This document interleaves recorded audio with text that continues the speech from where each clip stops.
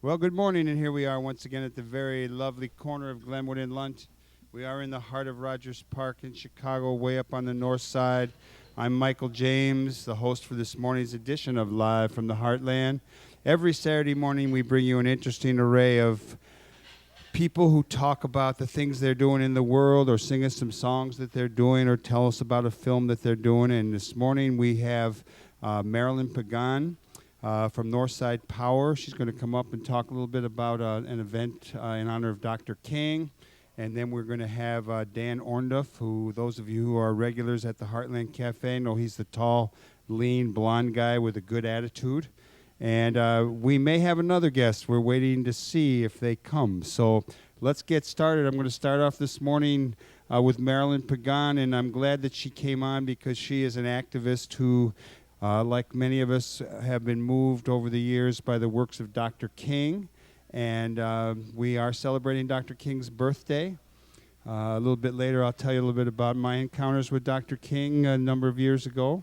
And just get going here. How are you, Marilyn? I'm good, thank you, Michael. How are you? I'm good, and you have to get your face right up next to that microphone. Okay. Okay, good. All right, so... I've gotten to know you a little bit through activism in the 49th Ward. You're a minister. I am. A Lutheran minister. No.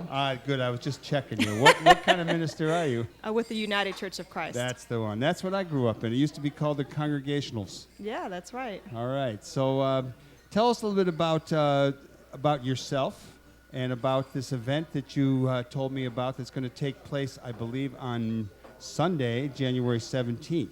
Yep, that's tomorrow. So currently I am the executive director of Good News Community Kitchen. I've been there, this is going into my 8th year, and I am an ordained minister, been ordained for 10 years with the United Church of Christ. And the kitchen is really committed to ending hunger. We don't want to just be a soup kitchen. We are not a soup kitchen. We're an anti-hunger organization. So we started organizing, and we organized through Northside Power. People organized to work, educate, and restore.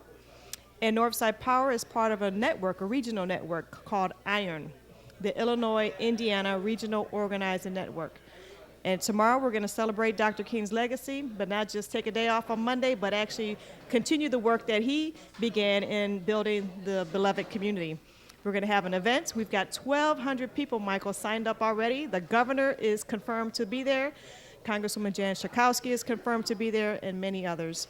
And so we're inviting all of our listeners here today to join us tomorrow, Sunday, January 17th, 2:30 to 4:30 at the Church St. Thomas the Apostle in Hyde Park, 5472 South Kimbark Avenue. And that is not a United Church of Christ. It's not. It's a Catholic church, but it's an interfaith opportunity for us to come together. The ecumenicals. That's right. Well, you said a few things. Tell me a little bit more about IRON. IRON, like I said, is a regional network. We are made up of Northside Power on the north side, SOUL, which is Southsiders Organized for Unity and Liberation on the south side, and the Northwest Indiana Federation in Indiana. And we come together around training. We do leadership development training twice a year, week-long training, and we also come together around public action. This is one of those events where we're going to come together to hold our legislators accountable, to get commitments made in front of the public, and to begin to just move our issues. So the purpose of the meeting tomorrow, the Sustainable Communities Public Meeting, is basically to get the issues out, to hold some officials accountable. That's right. And how are you going to do that? How are you going to hold them accountable? Well, the theme Sustainable Communities talks about where people live, where they work, and how they get there. And so there are several issues that each of our organizations are working on. For example, Northside Power is working on this rental improvement fund here. We've been working on it for over 6 months now. And what that is retaining affordable housing. It's a reform TIF. It's a new way of doing TIFs where we're transparent, it's community run, and all the things that are wrong with the TIF, we are not going to do it with this kind of TIF. Tell people briefly what a TIF is and how you're going to do a correct TIF as opposed to a not correct TIF. a TIF is tax increment financing, and the way the concerns that people have had is that money has been used as a slush fund, that there hasn't been transparency, that there hasn't been enough community control. And so what we're saying is that that we're going to develop this RIF that's like a TIF, rental improvement fund. The monies will only be used to maintain and preserve affordable housing in the 49th Ward. It'll be a 49th Ward wide RIF. And what'll be different is that there will be transparency. It will be developed and controlled by the community. And the monies will only be used for what we designed it to use for. It won't become somebody's slush fund. What is the situation here in the 49th Ward and beyond with rents?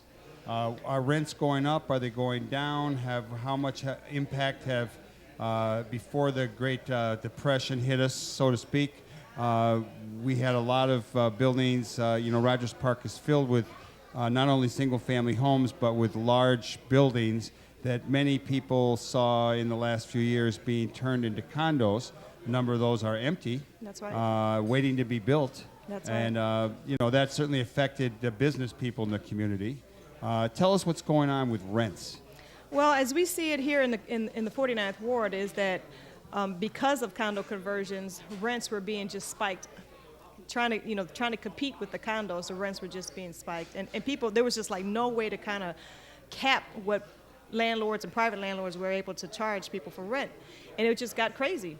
It really was ridiculous in terms of affordable housing. And so now that the market is where it's at, this is an opportunity to kind of stabilize the affordable housing that's there. We're working with landlords who are already kind of committed to maintaining their rents affordable, but maybe haven't been able to do that as much as they want to because of the issue of having to keep up to code and all the things that they have to do in terms of maintaining their buildings. And this would give grants to landlords to be able to maintain their buildings and keep their rents affordable for a 10-year commitment.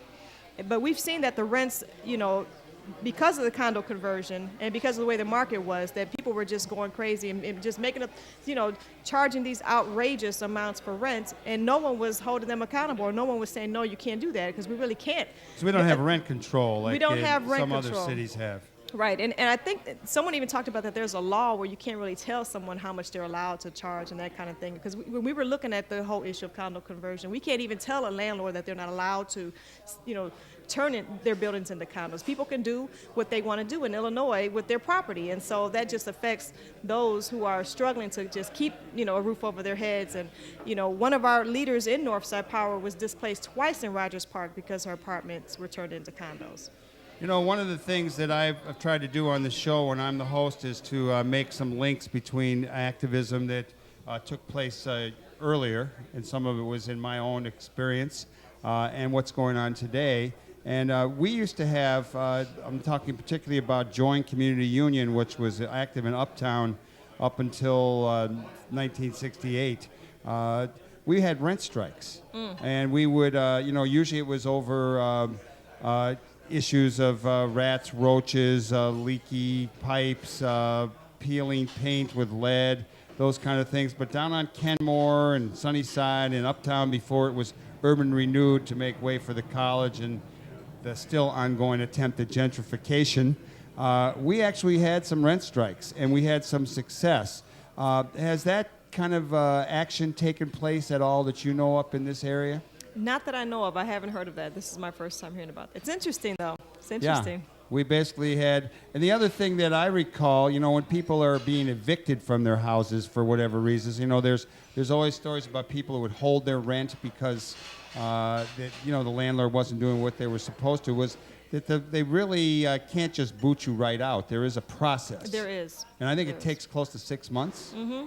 So we just put that out. What do you know about the? Well, what I know about that, just from firsthand experience with some relatives of mine, is that when you go down to the court, like if you've gotten an eviction notice and you go down, they're playing a tape, and they're letting you know what your rights are. The landlord has no right to lock you out. The landlord the sheriff has to lock you out even after the eviction notice. So there is a process so that it can't just, because sometimes it becomes a personality issue. They don't like you, or whatever the case may be.